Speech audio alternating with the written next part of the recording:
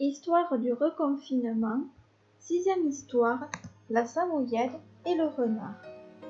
Une samoyède qui s'ennuyait dans son jardin et rêvait d'explorer les pistes que son odorat percevait, profita de la première occasion pour s'enfuir.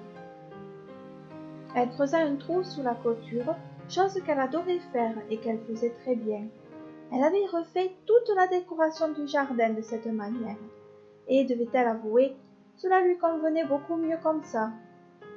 Son trou creusé, elle ne perdit pas un instant et s'y faufila, ce qui lui demanda quelques efforts, car elle était un chien de traîneau à l'origine, pas un terrier, et n'avait donc pas leur souplesse. Toutefois, elle était obstinée et parvint de l'autre côté.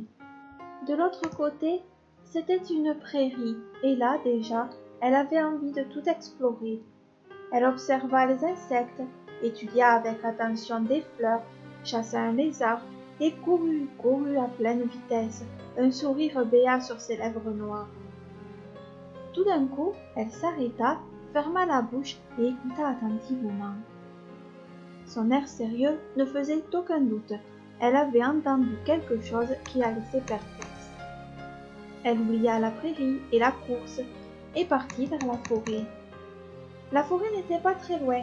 Il suffisait de continuer un peu, de traverser la route, une vieille route où ne roulaient pas beaucoup de voitures, fort heureusement, et on y était.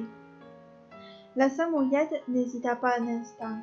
Elle avait entendu quelque chose d'intéressant, et maintenant elle sentait une odeur qui lui promettait des merveilles. Elle était comme ça, une chienne qui voit toujours le bon côté des choses, d'un optimisme à toute épreuve. Elle suivit la piste et arriva devant un gros buisson au pied d'un arbre.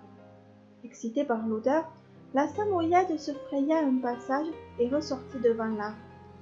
Sa queue touffue remua à toute vitesse contre son dos et son sourire s'élargit. Elle était si contente.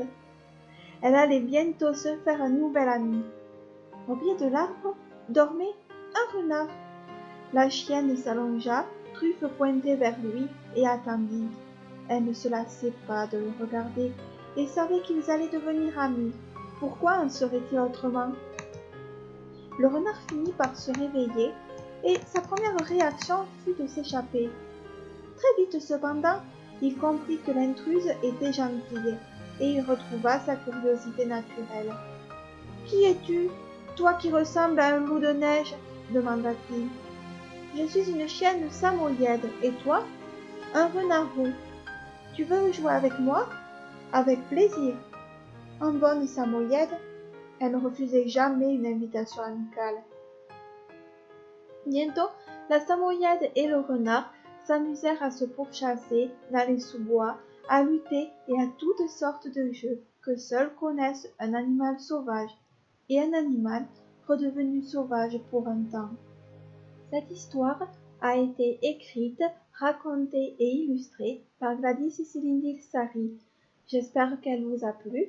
Si c'est le cas, n'hésitez pas à mettre un pouce pour m'encourager et à vous abonner à ma chaîne. À demain!